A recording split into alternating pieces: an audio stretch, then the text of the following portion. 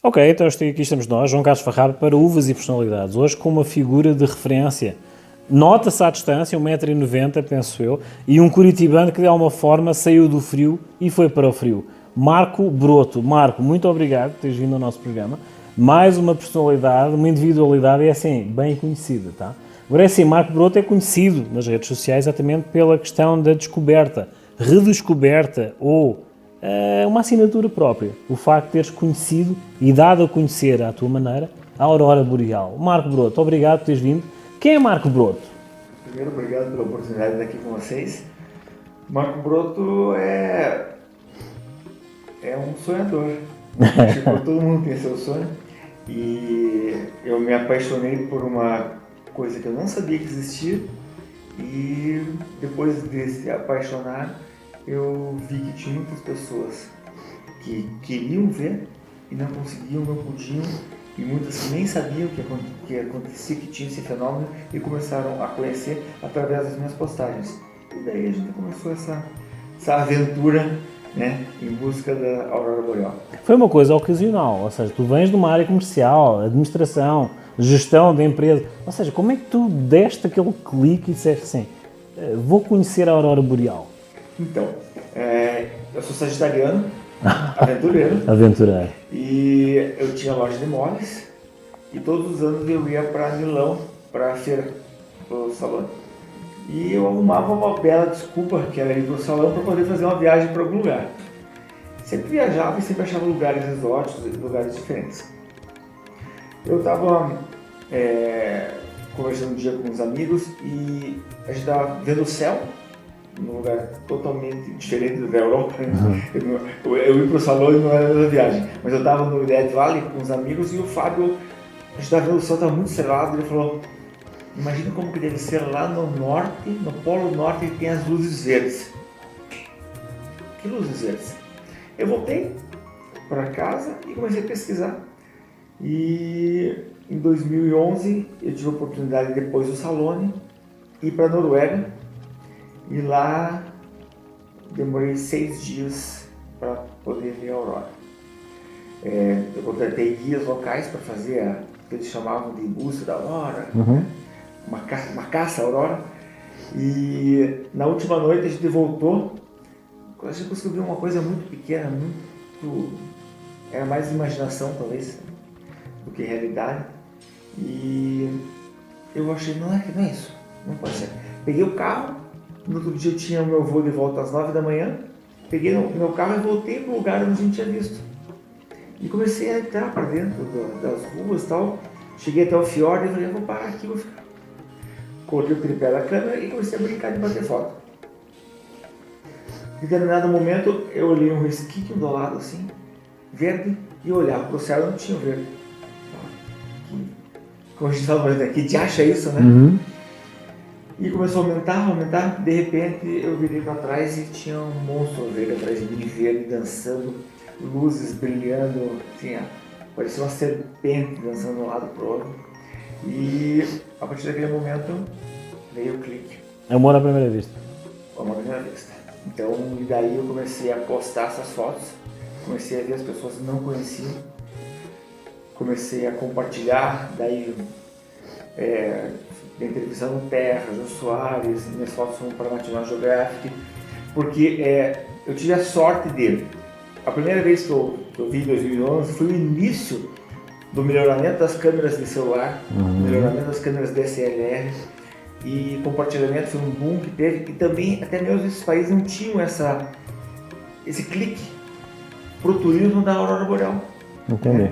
E era uma coisa nova, como se hoje aparecesse alguma coisa completamente diferente em termos de fotografia, de turismo, e eu acabei crescendo junto com esse boom que teve internacionalmente, mas no Brasil já conseguiu ter a notoriedade. Foi um timing perfeito, então. Foi.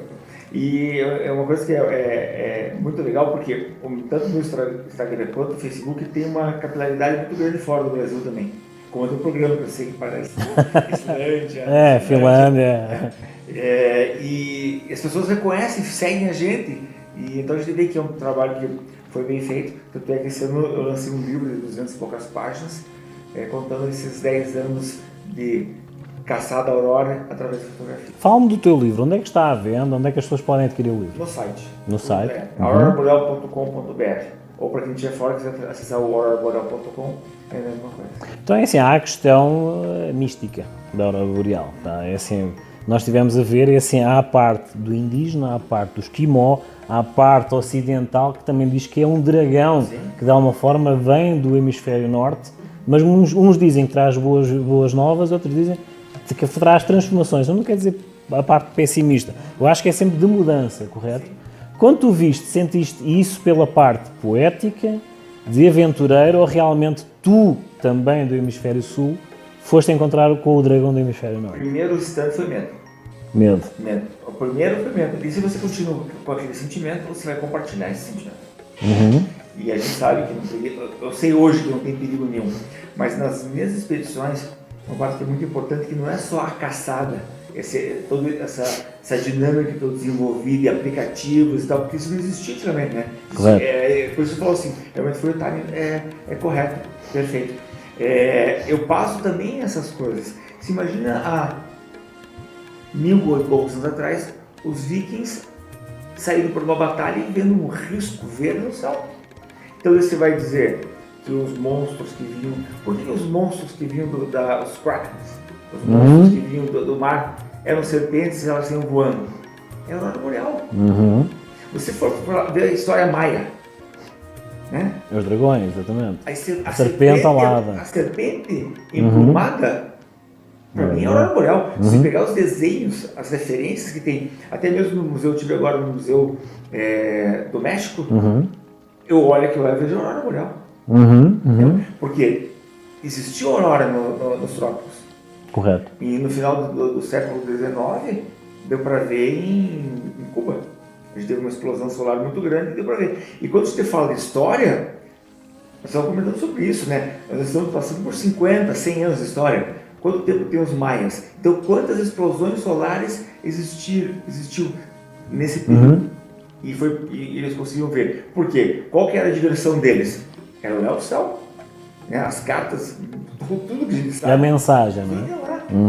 Então você imagina, você imagina o poder que uma pessoa tira a informação de que daqui a 10 minutos vai ter aurora. Porque quem já viu a primeira vez e se acostuma, a gente começa a entender a formação dela. Quando eu estou caçando a aurora, eu não procuro só a cor, eu começo procurando brilho, eu começo procurando forma. Então ela me dá o start, que daí no momento que começa a ver isso, pessoal, para aqui, a gente vai parar para esperar um pouco. Então às vezes tem caçada de 6, de 7 horas, ou às vezes caçada de 15 minutos. Às vezes a gente vive no hotel, né? Então é uma adrenalina, uma aventura o tempo todo. Então é muito interessante. Então, em termos de história, e mitos e lendas, você pode contar de um lado como do outro. Tem tanta história linda, né? E aqui dizer, a beleza também está nos olhos de quem vê, né? Correto. Você pode direcionar para o lado que você quiser o teu sentimento. Eu estava a apreciar os trabalhos do Marco e é assim, a dada altura, tu dizes certas frases que ficam, tá? Aquele clique. A dada altura, na Islândia, penso eu, onde tu estiveste, havia alguém, um habitante local, que já conseguia definir a aproximação da aurora pelo clima, pela movimentação dos animais, tá? Mas é assim, isso estamos a falar de uma geração que apanhou esse ritual, chamamos-lhe assim, esse know-how, dos ancestrais. Tu sentes-te como um ancestral agora depois de adquirir essa informação e estás a passar para a frente? Olha, seria uma honra, né? Porque isso quer dizer que é conhecimento, sabedoria, uma série de coisas a se compartilhar, isso é muito legal. E essa parte que você falou, porque o que acontece? Os animais sentem, nós estamos falando de magnetismo. Correto. Né? Porque é o magnético e o magnetismo. Então tem muita coisa antes de chegar à aurora, antes de você ver o brilho, né? Uma energia? Um monte de coisa antes. Correto. Né? Então ele estava falando para mim que o que ele fazia, ele não tem, o vento nosso, o vento da atmosfera, não tem nada a ver com o vento solar. Então isso é uma coisa da cabeça dele. Mas a questão dos animais se movimentar de maneira diferente, sim. Por quê? Quantos pássaros se movimentam através se direcionam através do campo magnético, né? De polaridade. Então é uma coisa que a gente não sabe. Eu acredito muito nisso, de que os ancestrais até mesmo de muito tempo atrás mesmo, eles tinham uma sensibilidade maior com relação a isso. Te sentes, achas que encaixas indiretamente, sem saber, lá está. É que lá está, eu costumo dizer que assim, tu para veres a tua casa, convém sair de casa para veres a tua casa de fora. Sim. Mas quando voltas para dentro já tens uma perspectiva totalmente diferente. Sim. Sentes-te como um espírito velho, um espírito antigo, que de alguma forma voltaste àquela origem para assimilar novamente essa informação. Porque assim, inicialmente tu sentiste medo. Sim. Atualmente já te sentes em casa. Já tratas a Aurora Boreal por tu. Sentes essa familiaridade? Mas sabe o que acontece com medo? Naquele momento, a gente, essa volta, né, para você entender o que passou, a gente tem que fazer sempre, né, em tudo, né? Correto. As coisas que você fez até ontem. Você fala, putz, por que eu fiz aquilo ontem? Então, a questão do medo, o quê? Eu estou num lugar inóspito, menos 16 graus, sozinho. Olha pro lado, não tem ninguém. Então, você já está com aquilo, né? Por mais que eu tivesse equipado, não equipado como eu vou hoje, em termos de roupa, mas você estava sentindo frio, você estava decepcionado, porque estava lá um tempo e não via. E daí você tem aquele sentimento, mas foi o primeiro. Ele já rotacionou instantaneamente. Eu senti esse medo, mas ele já saiu. E essa sensação, desse momento preciso, o que é que tu te lembras? Né? O que é que tu sentiste naquela transição, naquele clique? Não, eu olhei, eu até brinco, eu vi um monstro atrás de mim, porque as formas que você vê várias formas. Uhum. Então, no momento eu vi, meu Deus, o que é isso? Né? Foi essa sensação que eu tive. E daí eu parei e falei, caramba, olha o que é isso. Você muda até o teu tom com você mesmo, né? Então você fala, meu Deus, o que é isso? Nossa, o que é isso, né? Que negócio que você pare, né? E venha pra mim. Acho que foi muito... Sentes aquela sensação de humildade? Tem duas coisas muito importantes. O sentimento também é ambíguo. Porque você sente assim, ó, meu Deus, como eu sou pequeno perto de tudo isso. E depois, meu Deus, como eu sou grande para poder aproveitar tudo isso, ou poder contemplar isso. E quando eu falo meu Deus, eu falo, para você pode ser energia, para você pode ser Jesus Cristo, para outro pode ser aquela crença que cada um tem dentro de si. E a pessoa, ela se aproxima muito da crença na aurora boreal. Entendi. É impressionante, sabe? A gente sente assim, uma simbiose? Depois da primeira noite, que a pessoa vê, porque sonho é um gatilho, né? Correto. Você tem um gatilho, você tem alguma coisa lá atrás que você... Não, agora para compensar isso aqui, eu tenho um sonho de ver aquilo lá, né? A psicologia fala um pouco sobre isso, eu não sou psicólogo, mas as pessoas que eu conversei sobre isso me contaram um pouco que o sonho vem de alguma necessidade de lá de trás. E daí você tem que... Apanhando esse gancho, o livro que tu editaste, tu tiveste uma dúvida, tiveste uma curiosidade, conheceste a Aurora na primeira pessoa, através de toda essa sensação, e tu sonhaste e a obra nasceu. Pode ser o reflexo do teu livro? Pode, é uma maneira de na verdade, é compartilhar. Porque o que eu fiz o livro durante a pandemia. Eu tinha editado um livro 3 anos e meio atrás, mas ficou na gaveta. Daí, até para contar um outro livro que tem. Daí, eu fui dar uma palestra em São Paulo e a pedagoga da escola falou assim, Marco, a história é muito legal. Eu quero conversar com você, eu quero escrever um livro infantil da tua história. Daí, vamos conversar. E ele começou a conversar, e ela começou de uma maneira muito hábil a montar tudo aquilo. Ela falou assim, Marco, tem muita coisa interessante. E num determinado momento, eu contei uma história, uma experiência espiritual que eu tive com meu avô na Islândia. E para o livro, para não colocar uma experiência espiritual para as crianças, ela fez com que meu avô tivesse ido comigo fisicamente. Então, essas coisas que eu faço tem muito de coração, muito de amor. Então eu estou abrindo a minha história de vida num livro infantil, para contar coisas boas para as crianças. Daí eu estou, durante a pandemia, pegando um momento que estava todo mundo sem saber o que fazer, falei, é o momento de eu compartilhar coisa boa, né? Daí eu esqueci aquele livro lá atrás, porque ele tinha um lado mais comercial. Eu falei, não, eu quero um livro de beleza. Transportar as pessoas para dentro do lugar, para que o formato dele é grande, para que transporte realmente. E é muito legal o feedback que eu recebi com relação ao livro, das pessoas que viajaram comigo e das pessoas que não viajaram. Das pessoas que viajaram, às vezes 2 horas da manhã eu recebo uma mensagem, Marco, tô na minha sala tomando um vinho e vendo o teu livro. E da outra pessoa que nunca viu, fala assim, ó, eu me sinto como se estivesse vindo com vocês. Então é isso que eu quero. Então você falou no começo que eu sou um sonhador, de compartilhar coisas boas com as pessoas.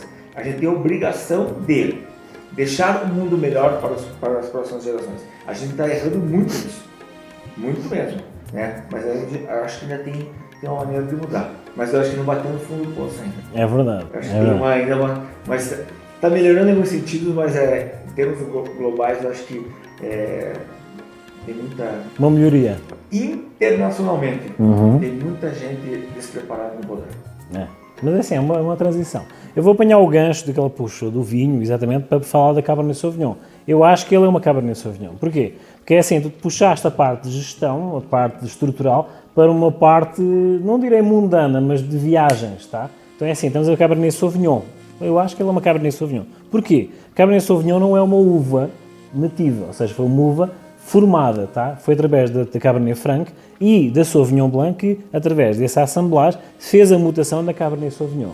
Porquê Cabernet Sauvignon? Cabernet Sauvignon dá-se em qualquer tipo de terroir. Terroir é um conjunto, num espaço delimitado, que junta um conjunto de condições climatéricas, de terreno, etc., que faz com que a planta, a casta Cabernet Sauvignon, se desenvolva. Mas lá está, ela desenvolve-se em qualquer terroir. Portanto, é assim, curitibano, ele foi para a Finlândia, Islândia, Dinamarca, lá está, Noruega, ou seja, com o Alasca. Então lá está, uma Cabernet Sauvignon. Então, assim, eu acho que é uma Cabernet Sauvignon. E isto para puxando a uva para a personalidade. Marco, é assim, diz. Só uma coisa. Eu não falo de política, então quando eu falo internacionalmente, quer dizer que nacionalmente a gente tenha alguma coisa. Eu simplesmente não falo mais de política, depois de uma discussão que eu tive na internet, então para mim, eu já faz muitos anos que eu não voto, porque normalmente eu estou fora, então política para mim é um assunto que não... Aqui falamos de coisas mais saudáveis, sabes? É assim, aqui nós falamos de experiência, falamos de castas, falamos de evolução, falamos de experiências, falamos de sonhos, e basicamente coisas positivas. Lá está, eu costumo dizer que assim, eu vendo bacalhau com sotaque, tá? Porque assim, é mais saudável definir campos, respeitar as áreas e evoluir. Quando falei bacalhau, eu lembrei do bacalhau que eu comi em Póvoa de Linhoso. Póvoa de Linhoso. No restaurante que o Jorge Amado dizia que tinha o melhor bacalhau do mundo, eu fui lá e tomei um peramanca comendo bacalhau. Peramanca, lá está. Lá está a questão do tinto, tá? Com o bacalhau. Geralmente o pessoal puxa a questão do branco para os peixes, tá? Mas tu já viste que a harmonização encaixa perfeitamente, não é? Marco, agora é assim, para finalizar, duas situações, o que é que tu largas? Deixo duas mensagens. Para esta geração que necessita de uma palavra positiva, tá? E depois no final eu quero que tu digas o seguinte: a pessoa conhece-te, 1,90m, o que é que os teus olhos dizem? Então, primeiro para a geração que está crescendo. Eu falei um dia desse com meu sobrinho que tem 21 anos. Eu tinha pena dele, do mundo que ele nasceu e está vivendo. Mas que daqui para frente só dependia dele mudar. Então só depende da geração mudar também. Acreditar. Poder, né? Acreditar. Sim, acreditar. E buscar coisas boas. Não é porque porque as pessoas, a empatia que tanto você falou agora não existe. Entendeu? Se existe a gente está vivendo uma guerra, né? Uma guerra ela não vai acabar tão próximo, eu acredito. Então você tem que ser empático. Então você tem que pensar na sociedade como um todo. Se você quer ser individualista, então tá, vai para Alasca. Vai para Alasca e mora lá no meio, entendeu? Então vai para qualquer lugar do Brasil, tem um monte de lugar, e viva dentro daquele teu mundo. Para a sociedade, se você ter uma sociedade, você tem que ser participativo e você tem que aceitar a maioria. Isso é uma coisa que eu passo para eles. E a outra, o que é que os teus olhos dizem? Os olhos dizem que quando eu fecho os olhos, eu abro os olhos, eu vejo a Aurora. A Aurora faz parte da minha vida hoje. E o que ela passa para mim? Ela passa leveza, beleza, luz e cor. E eu tenho uma brasileira que mora em Talkeetna, no Alasca. O nome dela é Dora, e ela falou para mim uma vez assim, ó: quando vem a escuridão, nós vemos as luzes. Então é isso que a gente queria. Né? Quando está escuro, no dia a aurora vai vir.